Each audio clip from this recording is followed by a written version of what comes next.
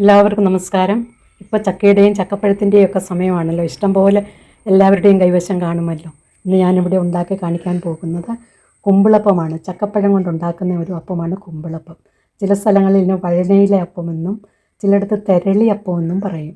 പക്ഷെ നമ്മളിവിടെ പറയുന്നത് കുമ്പിളപ്പം എന്നാണ്. അതെങ്ങനെയാണ് ഉണ്ടാക്കുന്നതെന്ന് നോക്കാം. അപ്പോൾ കുമ്പിളപ്പം ഉണ്ടാക്കാനായിട്ട് എന്തൊക്കെയാണ് എടുക്കേണ്ടതെന്ന് നോക്കാം. ഇത് അരക്കപ്പ് അരിപ്പൊടിയാണ്. ഇത് അരക്കപ്പ് റവ, ഇത് അരക്കപ്പ് ഗോതമ്പ് പൊടി, ഇത് 1.5 കപ്പ് തേങ്ങ ചിരണ്ടിയതാണ്. അരിപ്പൊടിയുടെയും ഗോതമ്പ് പൊടിയുടെയും റവയുടെയും അളവനുസരിച്ച് അത്രയും തേങ്ങ തന്നെ എടുക്കണം. ഇത് 1.5 കപ്പ് പ്യൂരിക്കുള്ള ചക്കപ്പഴമാണ് എടുത്തിരിക്കുന്നത്. ഇത് ചെറിയൊരു കഷ്ണം ശർക്കരയാണ്. മധുരം ആവശ്യത്തിന് കുറയ്ക്കുകയോ കൂട്ടുകയോ ചെയ്യാം. ചക്കപ്പഴത്തിൻ്റെ അളവ് കുറയ്ക്കാം, ശർക്കരയുടെ അളവും കുറയ്ക്കാം. ഇത് കുമ്പിളപ്പം ഉണ്ടാക്കുന്നതിന് വേണ്ടിയിട്ടുള്ള കുറച്ച് വഴനയിലയാണ്. ഇത് കുറച്ച് തേങ്ങാക്കുത്താണ്. ഇതിനെ നെയ്ക്കകത്ത് റോസ്റ്റ് ചെയ്ത് വേണം മാവിനകത്തേക്ക് ഇടാൻ. അപ്പോൾ തുടങ്ങാമല്ലേ. ഒരു പാത്രത്തിൽ കുറച്ച് വെള്ളം എടുത്ത് ആ ശർക്കര ഇതിലോട്ടിട്ടങ്ങ് ഉരുക്കുക.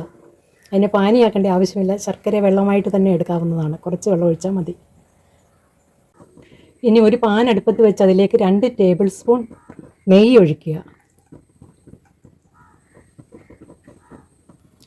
ഇതിലേക്ക് തേങ്ങാക്കൊത്ത് റോസ്റ്റ് ചെയ്യുന്നതിന് വേണ്ടി ഇടുക.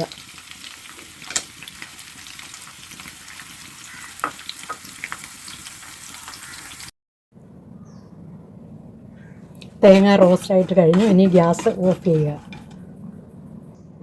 ഇനി ഒരു പാത്രം എടുത്ത് അതിലേക്ക് ഗോതമ്പ് പൊടി,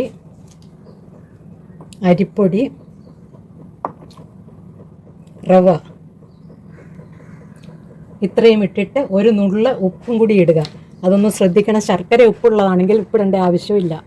നമ്മൾ മേടിക്കുന്ന ശർക്കരയിൽ ചിലപ്പോൾ ഉപ്പ് ഉള്ളതാണ്. അത് ഒന്ന് തൊട്ട് നോക്കിയാൽ അറിയാം ഉപ്പുള്ള ശർക്കരയാണോ എന്ന്. ഇനി ഉരുക്കിയ ശർക്കര ഇതിലേക്ക് അരിച്ചൊഴിക്കുക.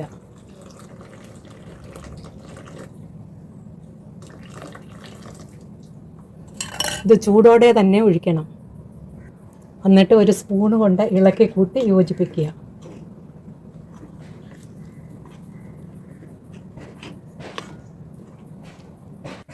ഇനി ഇതിലേക്ക് 1/2 ടീസ്പൂൺ ജീരകം, 1/2 ടീസ്പൂൺ ഏലക്കാപ്പൊടി, തേങ്ങ ചിരണ്ടിയത്,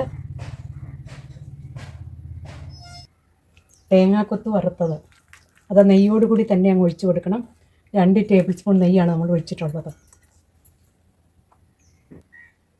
ഇനി ചക്കപ്പഴത്തിൻ്റെ പ്യൂരി ഒഴിച്ചു കൊടുക്കാം.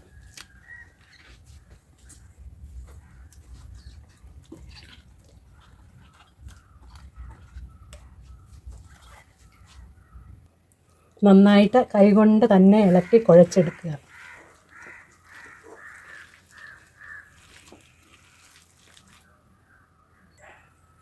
ഇതിങ്ങനെ സ്വല്പം ലൂസിൽ കുഴച്ചെടുക്കുക.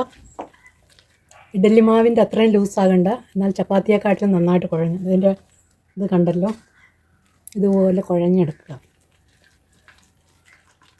അരിപ്പൊടിയും റവയും ഒന്ന് റോസ്റ്റ് ചെയ്തെടുക്കണം. ഇടിയപ്പത്തിൻ്റെ പൊടിയുടെ അത്രയും മൂപ്പിൽ തന്നെ അരിപ്പൊടി മൂപ്പിക്കണം. അത് ഞാൻ പറയാൻ വിട്ടുപോയതാണ്. ഇനി ഒരു ഇലയെടുത്ത് ഇങ്ങനെ കൂട്ടിയിട്ട്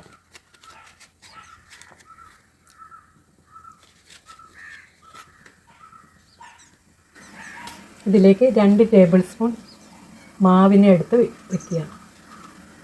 ഏറ്റവും ചെറുതായിട്ടുണ്ടാക്കുന്നതാണ് നമുക്ക് രുചിയൊക്കെ കൂടുതൽ കിട്ടുന്നത്. വലുതായിട്ടുണ്ടാക്കുന്നതിലും കുറച്ച് ചെറുതായിട്ടുണ്ടാക്കുന്നതാണ്. ഇനി ഇതിനെ ഇങ്ങനെ മടക്കി ഇതിങ്ങനെ ഇങ്ങോട്ട് കോർക്കുക. സൈഡിലുള്ളതൊക്കെ ഒന്നുകൂടെ ഒന്ന് എടുത്ത് കളയുക.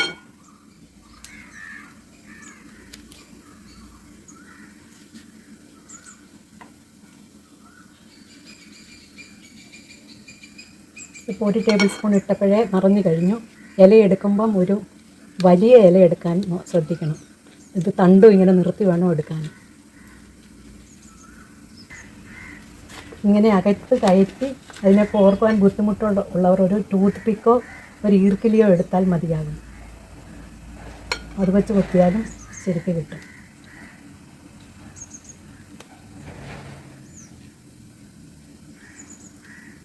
ഇങ്ങനെ കുമ്പിള്ള ഇലയുടെ അകത്ത് ഇങ്ങനെ മാവിനെ എടുത്ത് സെറ്റാക്കി എല്ലാം വെച്ച് കഴിഞ്ഞു.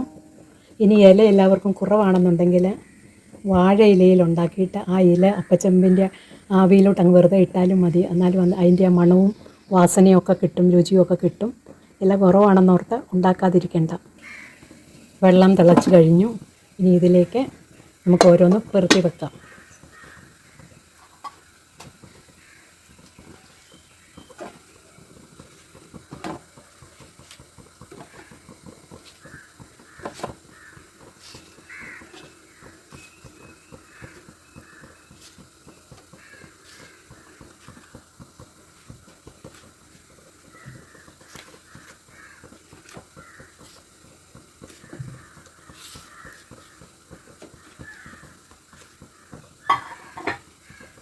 ഇനി പാത്രം അടയ്ക്കാം.